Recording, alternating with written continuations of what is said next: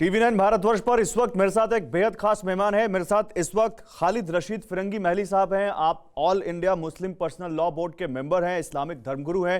फिरंगी महली साहब, बहुत स्वागत है आपका TV9 भारतवर्ष पर। जी जी महली साहब, इस देश में इस वक्त यूसीसी यूनिफॉर्म सिविल कोड को लेकर एक बड़ी बहस चल रही है और all India Muslim personal law board UCC लाने का विरोध कर रहा है। आपने एक प्रेस रिलीज जारी करके उसमें कई कारण भी गिनाए हैं, मैं उन पर भी आऊंगा, लेकिन सबसे पहले मैं आपसे जानना चाहता हूं कि विरोध क्यों कर रहे हैं आप, या बतौर मुस्लिम समाज के रिप्रेजेंटेटिव आप मुस्लिम समाज से ये क्यों कह रहे हैं कि पूरा समाज इसका विरोध करे? जी जी ये देखिए, आप सब जानते हैं कि अपने मुल्क के आइन कॉन्स्टिट्यूशन संविधान में कि आर्टिकल 32 में हर शहरी को अपने मज़हब पर अमल करने, उसको इख्तियार करने और उसकी तबलीग करने का कानूनी हक़ फ़राहम किया है। और इस आर्टिकल में बहुत साफ़ अल्फाज में बात कही गई है कि all citizens are free to profess, practice and propagate religion of their choice. तो जाहिर सी बात है, मुसलमान भी इस मुल्क का बाइज़्ज़त शहरी है, उसको भी ये कानूनी और कॉन्स्टिट्यूशनल हक़ हासिल है कि वो अपने मज़हब पर पूरी आज़ादी के साथ अमल करे। और अपने यहाँ मुस्लिम पर्सनल लॉज जो हैं वो इस्लामी शरीयत का एक अटूट हिस्सा हैं, जिसकी की बुनियाद और जिसकी की बेसिस कुरान और हदीस है।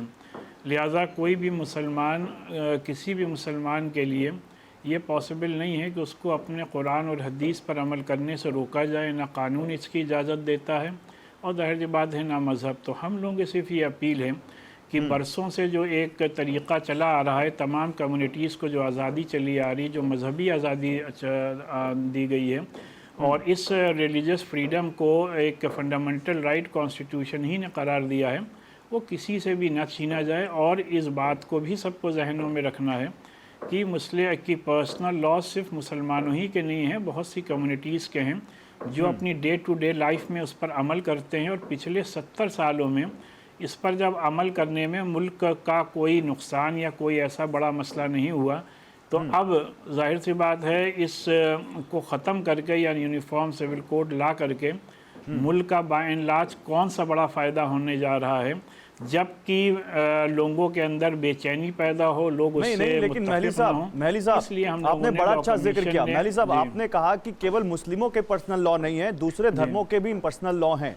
जाहिर सी बात है, जब यूनिफॉर्म सिविल कोड आएगा तो वो लॉ भी उसमें समाहित किए जाएंगे, तो केवल मुस्लिमों के पर्सनल लॉ तो नहीं जाएंगे। लेकिन जितना विरोध मुस्लिम कर रहे हैं, आप कर रहे हैं, उतना बाकी समुदाय नहीं कर रहे हैं।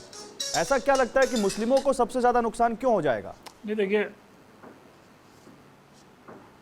सिर्फ मैंने जो बात अर्ज़ की कि सिर्फ मुसलमानों का मसला नहीं है। आपने देखा होगा कि पंजाब में सिखों ने भी उसके ख़िलाफ़ आवाज़ उठाई है, नॉर्थ ईस्टर्न स्टेट्स में भी लोग उसके ख़िलाफ़ आवाज़ उठा रहे हैं। और इससे बार बार ये बात कही जा रही है कि ट्राइबल्स भी ज़ाहिर सी बात है उसके अगेंस्ट हैं। फिर अगर आप देखें तो चाहे क्रिश्चियन कम्युनिटी हो, चाहे पारसी कम्युनिटी हो, सबके अपने पर्सनल लॉज हैं, सब अपने तौर पर उसकी मुखालफत कर रहे हैं। कई स्टेट गवर्नमेंट्स ने उसकी मुखालफत की है, जो फिर मुसलमान इस मुल्क का ही सेकेंड लार्जेस्ट मेजॉरिटी या लार्जेस्ट माइनॉरिटी है, उसकी भी बात की कोई हैसियत है कि नहीं हैसियत है। तो इस वजह से ये बात कही जा रही है कि सिर्फ नहीं, मैं आपसे ये पूछ रहा हूँ, महली साहब, मैं आपसे पूछ रहा हूँ, आपको क्या लगता है मुस्लिमों का यूनिफॉर्म सिविल कोड आने से क्या नुकसान हो जाएगा? क्या उनको देश में जो उनके कानून है, जो फंडामेंटल राइट्स है, वो खत्म हो जाएंगे? क्या उनको देश के विकास में हिस्सेदारी नहीं मिलेगी? क्या उनकी कमाई कम हो जाएगी? क्या आपको सड़क पर चलने में कोई दिक्कत होगी? क्या आपको फ्लाइट्स में, ट्रेन में चलने में कोई दिक्कत होगी? राशन की दुकान पर राशन नहीं मिलेगा? और क्रिमिनल कोड तो अभी भी देश में मुस्लिमों के लिए और सभी धर्मों के लिए एक है, तो फिर सिविल कोड अगर एक हो जाएगा तो मुस्लिमों को क्या दिक्कत हो जाएगी? देखिए, ये जो बात कही जा रही है कि मुल्क में सिर्फ एक ही कानून हो, आप सब ये जानते हैं कि अभी जो आईपीसी है या जो मुख्तलिफ़ कवानीन हैं वो अलग अलग स्टेट्स में आज भी कई जगह पर फ़र्क हैं। स्टेट गवर्नमेंट्स ने उस पर अमेंडमेंट लिया है, फॉर एग्ज़ाम्पल अगर आप रिज़र्वेशन का कानून देख लें तो कई स्टेट्स में रिज़र्वेशन का कानून स्टेट टू स्टेट डिफ़र करता है। अगर आप सिर्फ गाय का कानून देख लें आम ज़बान में, तो नॉर्थ इंडिया में गाय का कानून अलग है, साउथ इंडिया में अलग है। और बहुत से ऐसे ट्रेडिशन और कस्टम हैं जिनको कि ऑलरेडी अपने मुल्क के कॉन्स्टिट्यूशन ने सेफगार्ड किया है और वो ट्रेडिशन और कस्टम पर भी कहीं ना कहीं तलवार लटक रही है इस यूसीसी की वजह से। और इससे सिर्फ फिर मैं इस बात को फिर दोहराना चाहूँगा कि मुसलमानों का मसला नहीं है, सभी कम्युनिटीज़ का मसला है। तो जहाँ पर इतना बड़ा मसला हो तो इस सिलसिले में इस कानून को लाने की एकदम से क्यों ज़रूरत पेश आ गई। और फिर आज से 5 साल पहले लॉ कमीशन ने जब ये इस सिलसिले में राय मांगी थी तो सभी ने जाके राय दी थी। और आपको मालूम है कि जो आप कह रहे हैं ये सराउंडिंग्स हैं, यूसीसी की कोई ज़रूरत जो आप कह रहे हैं ये सराउंडिंग्स हैं। मैं जो पूछ रहा हूँ वो कोर है। मैं ये पूछ रहा हूँ क्योंकि आप मुस्लिमों की नुमाइंदगी करते हैं तो मुस्लिमों का सवाल आपसे पूछा जाएगा, क्या दिक्कत हो जाएगी, क्या नुकसान हो जाएगा, कौन सा ट्रेडिशन खत्म हो जाएगा, कौन से आपके कल्चरल राइट्स खत्म हो जाएंगे यूसीसी के आ जाने से? देखिए, आप सब जानते हैं कि जो मुस्लिम पर्सनल लॉज हैं उसमें जो लॉ ऑफ निकाह है, जो law of dissolution of marriage है, जो लॉ ऑफ इनहेरिटेंस है, जो लॉ ऑफ निकाह है, जो मुख्तलिफ लॉज हैं, लॉज ऑफ अडॉप्शन हैं, अभी हम लोग शरीयत एप्लीकेशन एक्ट के तहत इन लॉज को फॉलो करते हैं। और मैंने शुरू में बात दर्ज की कि ये जो पर्सनल लॉज हैं हमारे वो कुरान और हदीस की बुनियाद पर हैं। और एक मुसलमान के लिए लाजमी और ज़रूरी है कि वो अपने डे टू डे लाइफ में अपने कुरान और हदीस के अहकामात को फॉलो करें। मुसलमान होने का मतलब ही यही है कि आप अपनी रोज़मर्रा की ज़िंदगी, अपनी तक़रीबात, अपने तमाम रिचुअल्स इस्लामी शरीयत की रोशनी में उसको फॉलो करें। तो अगर हम फॉलो कर रहे हैं तो इसमें किसी को क्या दिक्कत और परेशानी आ रही है? सवाल ये कह रहे हैं कि मुसलमानों के लिए धर्म कानून से बड़ा है, आप ये कह रहे हैं। जैसे क्रिमिनल कोड में तो सर देखिए कानून के मुताबिक जो कानून तय है, न्यायालय में जो नियम बने हैं उनके हिसाब से आपको भी फैसला मिलता है और किसी और कम्युनिटी को फैसला मिलता है। तो सिविल कोड में भी कानून से ज्यादा बड़ा आप धर्म को रख रहे हैं।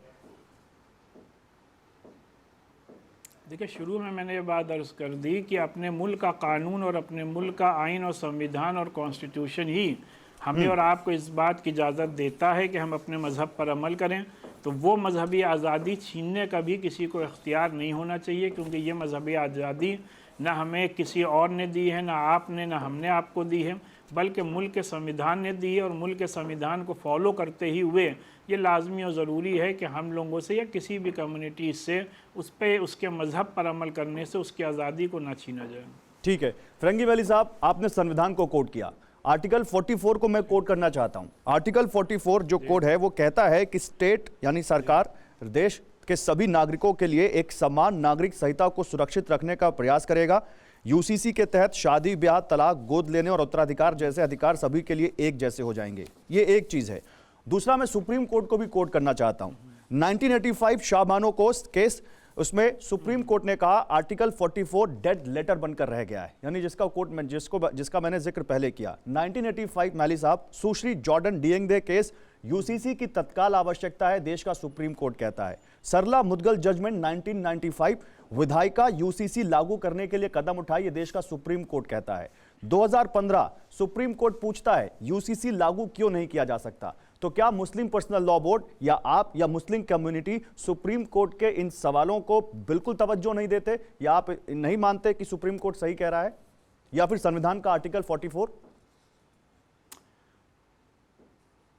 देखिए, सुप्रीम कोर्ट की तमाम बातें सराखों पर आपको इस बात का भी इल्म है कि इस सिलसिले में और भी बहुत से जजमेंट हैं जिनका कि हवाला नहीं दिया जा रहा है।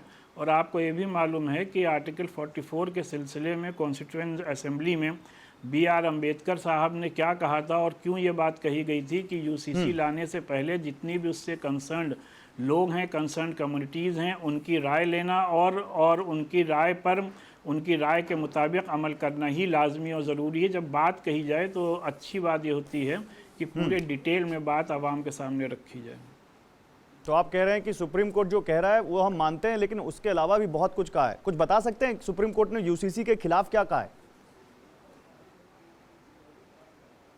नहीं, हम ये नहीं कह रहे हैं कि यूसीसी के ख़िलाफ़ क्या कहा है या हक़ में क्या कहा है। मैं जो बात अर्ज़ कर रहा हूँ कि जो जिस आर्टिकल का आपने आर्टिकल 44 का हवाला दिया, उस सिलसिले में जो बहस हुई है कॉन्स्टिट्यूएंट असेंबली में, क्या BR अम्बेडकर साहब ने क्या कहा और उस वक्त जो मेंबर्स थे और उन मेंबर्स ने क्या कहा वो भी अपनी तारीख़ का एक हिस्सा है, अपने जो लीगल सिस्टम है उसका एक हिस्सा है। तो मैं ये बात अर्ज़ कर रहा था कि अम्बेडकर जी ने उस वक़्त भी ये कहा था कि आर्टिकल 44 के निफाज और उसके इम्प्लीमेंटेशन से पहले ये लाजमी और ज़रूरी है कि उससे कंसर्न जितनी भी पार्टीज़ हैं, जितनी भी कम्युनिटीज़ हैं, उनका एकमत होना और उनकी राय लेना और उनकी राय के मुताबिक फ़ैसला करना भी लाजमी और ज़रूरी है। तो इस बात की तरफ भी तवज्जो दी जाए। और फिर मैं आप ही की बात को कोट करता हूं सर। आपने डॉक्टर अंबेडकर का, डॉक्टर भीमराव अंबेडकर का आपने जिक्र किया, और आपकी जो ये मेरे हाथ में वो all India Muslim personal law board की जो प्रेस रिलीज है उसमें भी आपने कोट किया है। पेज नंबर 3 पे आपने कहा है कि डॉक्टर अंबेडकर ने डिबेट जो चल रही थी यूसीसी पर, उसके एंड में कहा, it is perfectly possible that the future parliament में make a provision by way of making a beginning that the court shall apply only to those who make a declaration that they are prepared to be bound by it, so that in the initial stage the application of the court may be purely voluntary। यानी वो ये कहने की कोशिश कर रहे हैं कि देश की संसद ये कानून बना सकती है लेकिन उनके ऊपर ही लागू हो जो इसके लिए तैयार हो। अब आप लोगों ने एक QR कोड जारी कर दिया और तमाम मुस्लिमों से आपने कहा कि इस पर जाइए, रजिस्ट्रेशन करिए और यूसीसी के खिलाफ आप अपना यहां पर वोट दीजिए या यूसीसी की खिलाफत कीजिए। आप क्यों नहीं मुस्लिमों में एक सर्वे करवा लेते, क्यों नहीं मुस्लिमों को से पूछते, उनकी राय मांगते कि उनको ये यूसीसी चाहिए या ना चाहिए? आपने तो एक मैंडेट पास कर दिया कि इसका विरोध करो। मैंडेट बिल्कुल पास नहीं किया गया है। जो अभी आपने लाइंस पढ़ी है उसमें जो बात आपने कही है उससे भी आवाम को वाकिफ़ होना चाहिए कि जो आपने बात कही कि वॉलंटरी जो लोगों के लिए कोई हक़ हासिल हो कि जो उस पर अमल करना चाहें वो करें, जो ना अमल करना चाहें ना करें, ये सबसे बड़ी बात है। दूसरी बात, हम लोगों ने मुसलमानों को कहीं पर भी बाउंड नहीं किया है कि आपको ऐसा नहीं करना है। आपको सब मालूम है कि all India Muslim personal law board तमाम मुसलमानों की एक रिप्रेजेंटेटिव बॉडी है जिसमें जितनी भी ऑर्गेनाइजेशंस हैं सबका रिप्रेजेंटेशन है। तो इस वजह से बोर्ड जब कुछ कहता है तो अपनी मीटिंग करके तमाम मेंबर्स से राय लेने के बाद कहता है। आप सबको मालूम है कि इस सिलसिले में बोर्ड की ऑफलाइन भी, फिज़िकल भी और ऑनलाइन भी कई मीटिंग्स हुई हैं और उसके बाद ये फ़ैसला लिया गया है और मुसलमानों को उस पर बाउंड नहीं किया गया है। ये कहा गया है कि ये लिंक है, इस लिंक के ज़रिए से भी आप अपनी राय दे सकते हैं और अगर कि इस लिंक के अलावा भी जिसको राय देनी है वो आप राय मांग रहे हैं, यूसीसी का विरोध करने को कह रहे हैं? क्योंकि जहां तक मेरी जानकारी है आपने यूसीसी की खिलाफत करने को कहा है, आप राय नहीं मांग रहे हैं। नहीं, हम तो पर्सनल लॉ बोर्ड तो जाहिर सी बात है यूसीसी की मुखालफत करने और उसको अपोज करने ही की बात कह रहा है। मैं ये बात अर्ज़ कर रहा हूँ कि जो लोग भी अपनी राय देना चाहें लॉ कमीशन को, जाहिर सी बात है वो ईमेल के ज़रिए से, डाक के ज़रिए से अपनी राय दे सकते हैं। लेकिन पर्सनल लॉ बोर्ड का ये एक वाज़ेह स्टैंड है। मैं आपसे पूछ रहा हूँ फिरंगी मैली साहब, अगर देश का कोई मुस्लिम वर्ग, कोई परिवार, किसी शहर के 10 मुस्लिम परिवार ये खड़े होकर कहते हैं कि हाँ हमें यूसीसी मंजूर है, तो फिर आप लोगों को कोई दिक्कत तो नहीं है? आप लोग कल ये तो नहीं कह देंगे कि तुम बिरादरी से अलग चले जाओ, तुम इस्लाम छोड़ दो? ये कोई नहीं, किसी को ये हक़ हासिल नहीं है कि कोई किसी को बरादरी से निकाल दे या इस्लाम से निकाल दे। लेकिन मुसलमान होने का मतलब भी आपको समझना होगा, वो ये है कि हमें अपने कुरान और हदीस के अहकामात पर अपनी पर्सनल ज़िंदगी में, अपनी रोज़मर्रा की ज़िंदगी में अमल करना है। नहीं तो ये तो उनको भी मालूम होगा। ये ज़रूरी नहीं है कि हर आदमी को किसी भी मज़हब के बारे में डिटेल में नॉलेज हो। कई लोगों के जहन में ये भी मिसकंसेप्शन और गलतफहमी है कि मुस्लिम पर्सनल लॉ किसी इंसानों का बनाया हुआ कोई कानून है, जबकि लोगों को जहन में ये बात वाज़ेह करनी होगी कि मुस्लिम पर्सनल लॉ जो है वो शरीयत के एक अटूट हिस्सा है और शरीयत कुरान और हदीस की बुनियाद पर। अच्छा, मेरे पास, मैं आपसे ज़्यादा समय नहीं लूँगा, एक सवाल और पूछता हूँ। आपने अपनी इस प्रेस रिलीज में ये भी कहा कि अगर ये कानून लागू होता है तो देश की संप्रभुता, सुरक्षा, इस पर खतरा पैदा हो जाएगा। ये मैं समझ नहीं पाया, ये क्या बताने की कोशिश कर रहे हैं आप? अगर लागू हो गया तो क्या हो जाएगा? अगर इसमें बात कही गई है कि अगर लागू होता है तो जाहिर से बात है लोगों के अंदर एक बेचैनी पैदा होगी कि हमें अपने ही मुल्क में अपने ही मज़हब पर अमल करने से रोका जा रहा है, हमसे वो राइट छीना जा रहा है जो राइट ऑलरेडी हमें 70 साल पहले तमाम हिंदुस्तानियों को दिया जा चुका है। आप सब जानते हैं कि आर्टिकल 44 जो है वो कॉन्स्टिट्यूशन के डायरेक्टिव प्रिंसिपल में है, और जो रिलीजियस फ्रीडम है वो हर शहरी का फंडामेंटल राइट है।